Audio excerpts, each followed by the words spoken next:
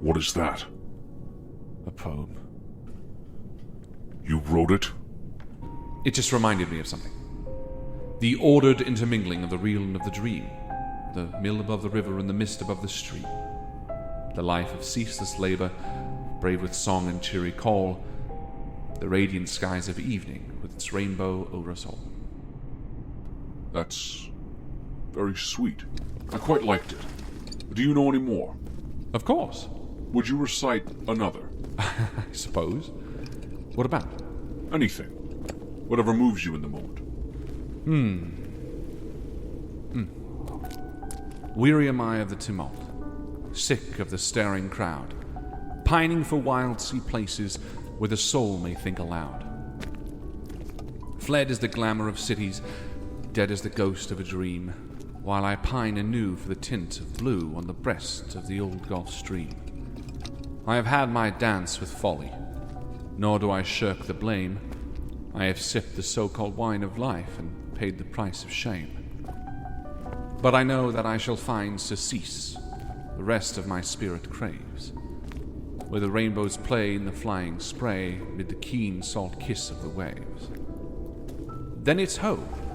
For the plunging deck of a bark, the hoarse song of the crew, with never a thought of those we left or what we are going to do, nor heed the old ships burning, but break the shackles of care, and at last be free on the open sea, with the trade winds in our hair. You yearned freedom. I think we both do. I enjoyed that. I enjoyed remembering it. No bitter memory attached to that one. Would you like another? Stop. You have no comparison to what true power is. That's not strength. It's about not giving up. About having the will to press on. Will that you believe you have. I know I do. Out of the night that covers me. Black is the pit, from pole to pole. I thank whatever gods may be for my unconquerable soul. In the fell clutch of circumstance, I have not winced, nor cried aloud. Under the bludgeonings of chance, my head is bloody, but unbowed. Beyond this place of wrath and tears looms but the horror of the shade,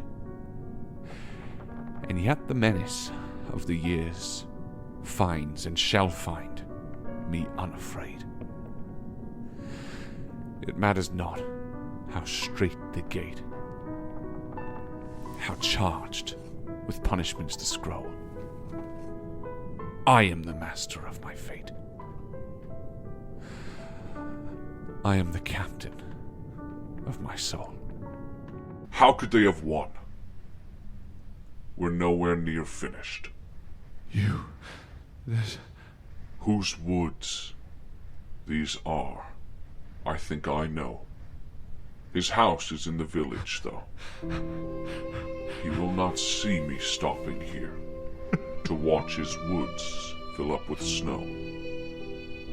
My horse must think it queer to stop without a farmhouse near. Between the woods and frozen lake, the darkest evening of the year. He gives his harness bell a shake to ask if there is some mistake, and only other sounds the sweep of easy wind and downy flake.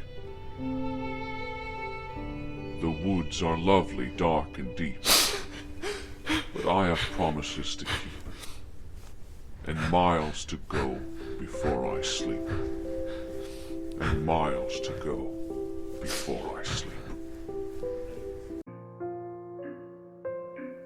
I was angry with my friend.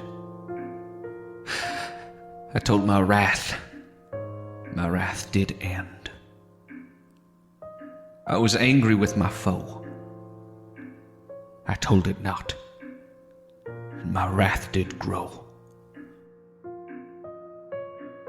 And I watered it in fears, night and mourning with my tears, and I sunned it with smiles, and with soft, deceitful wiles. And it grew both day and night, till it bore an apple bright, and my foe beheld it shine, and he knew that it was mine. And into my garden stole, when the night had veiled the pole. In the morning glad I see my foe outstretched beneath the tree. Not like your golden boy. Golden boy. You're undefeated. John is not yellow. He's gold, Arthur. A gift. You see that? He's my friend. Everything you've loved was taken away. Remember?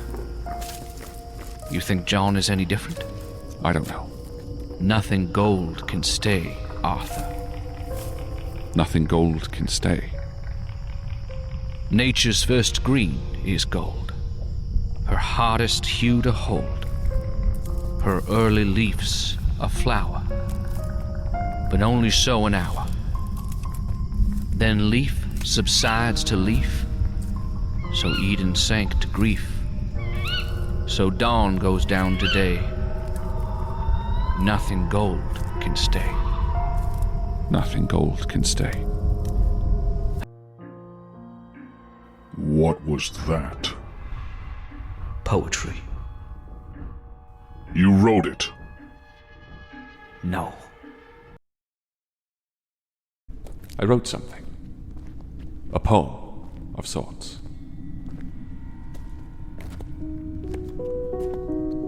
I don't recall how we met, as I was far too young. I knew you not as you are now, because to me you were the sun, an always present warmth and glow, a light that's always there, to wipe the tears from out my eyes, to brush my matted hair. And I would lie, if not to say our relationship was pure. I am young, a cause of grief, of this I am quite sure. Despite all, I'd be remiss to say there was no love. A calmness and a careful word, a nudge, not a shove. There were nights that I recall I needed you the most. I'd crawl from bed and walk to you, and you would hold me close. Between the love of both of you, to ail my sleeping strife, I'd never felt so safe, and yet so cold in all my life. I too recall a time when I was trying to impress a goofy boy named Arthur dressed up in his mother's best. It was only Dad who laughed with me, as Mother you withdrew, but when he joined in dressing up, you cried with laughter too. And there was the time we all did find ourselves stuck in the rain, and Mother had her gown near soaked, and Dad was much the same, and though we all were miserable, Mother found us a spot of dry, which we all ate a pretend meal, jelly and sea pie. And now you're gone, and I can't explain the loss that lingers here. The sighs of a young boy's parents that he wishes could be near. And there are nights where he needs you, and he still crawls out of bed and walks towards your bedroom door before recalling that you're dead. And I want someone to tell that boy to swallow all the hate, that nothing that he could have said would have changed his parents' fate. And I want that someone to be you as I write this. But alas, this pain will linger with me still. I pray this too shall pass.